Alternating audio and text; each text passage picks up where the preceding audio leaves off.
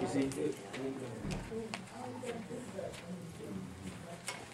How much is the big one? We can get these, I think we have one left. and these are 30. These are the big ones, you know, and they're good quality and etc. And they last because you're gonna be reading every day. You need something that you can pick up every day. You understand what I'm saying? And I was ordering these, and I was getting these out of a bookstore, I think outside of Dallas. So I said, well, I'm going to go straight to the source. You know how we are, go straight to the source. So I went to order some from India, and I found out where they are, ordered them. It took so long to get over on the boat, then you got here and in customs. By the time I went through customs, the this, the that, you know, and they make you pay now, what is it, security check? Because it's coming out of a Muslim land. And it's all kind of stuff they got now. You know, and they're going to make everything in the world to prevent you from getting this. Now, I'm going to tell you something. Now, this is what I believe. Even with this Quran burning thing that they had recently, this guy is up the street from Tampa in Gainesville. He got about maybe 30, 40, 50 people. But why they give him all that attention? I told my wife, I said, you know why they doing that? Because I'm going around the country teaching to pick up this Quran. I don't take it as an accident. Burning the Quran. Because, I've stayed in several places. My goal is to get 300 million Americans reading the Quran. And you know how many people live in America? 300 million. So I'm going for the gusto. But I can't do it if you don't have faith either.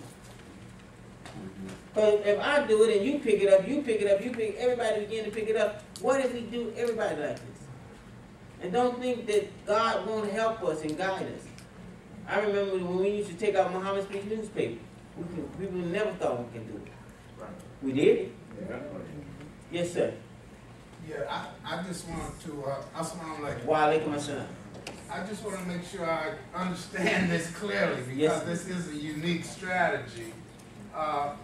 Reading, getting the Quran, it has all Arabic in it, and even though you don't read Arabic fluently, taking 15 minutes with your finger and speed reading the Arabic, and not trying to comprehend it, but just going over it and allowing your subconscious to absorb it. Is that understanding correct? That's a correct understanding. Now, the person that's not trying to comprehend it is you that's talking to me now. Yeah, my conscious mind. Your conscious mind. But your self-conscious mind gets it anyway. Mm-hmm. You understand what I'm saying? Right. When you go out on the door and you go out, everything you see in your environment goes in. It goes in. You can't do nothing about it. Right. Except for have something in there to counteract oppressive words, lying words, and etc. But if you are never putting that in there, how you going to deal with it? Yes, sir. Follow-up question. Now, at later times, we go through the rest of these strategies to actually learn and improve on our conscious comprehension and understanding and reading of the Arabic Quran. That's right. It becomes an individual class now. And you can say later time. Later time can be later that day. Yeah. Later that week. But understand this. When you're reading the Quran, like I'm telling you now, you're getting the vocabulary, you're getting the grammar, you're getting it anyway. Grammar didn't happen until Quran came.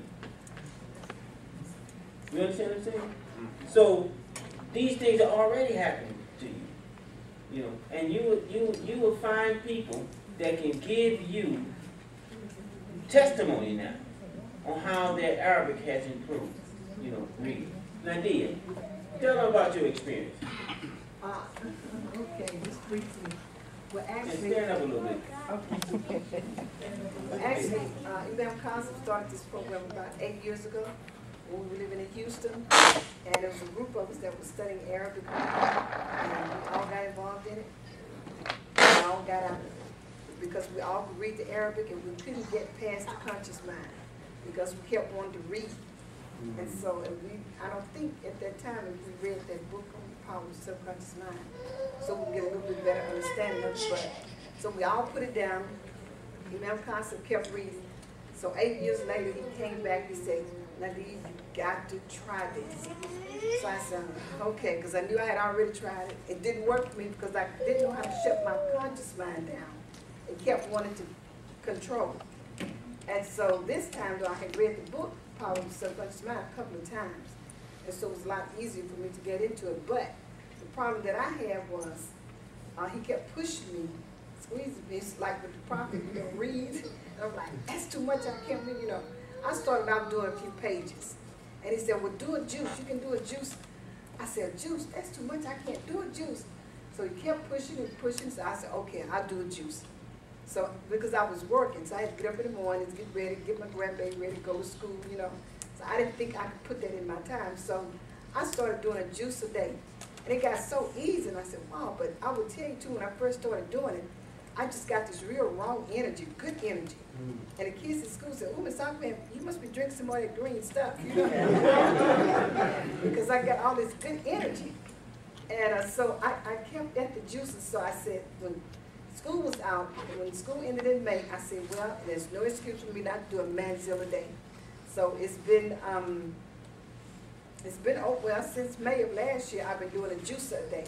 So, which means I complete the Quran every week. So, I finish it up in 7 days. And now one of the things that I did notice right away was that I could read the Quran in the Arabic, but I still stumbled a little bit with the reading. It wasn't smooth. But since I've been doing this now, my reading has actually become fluent. Because I do the subconscious reading in the morning, and then sometimes I go right on and do my recitation, my conscious reading recitation. And I do also, I study for vocab, I do all of that too. But the fluency in my reading has improved tremendously. So when I read, I can open it up anywhere in the Quran and just read real smoothly. And before I couldn't do that. So that's like to me a huge benefit. Yes, sir. I'm sorry.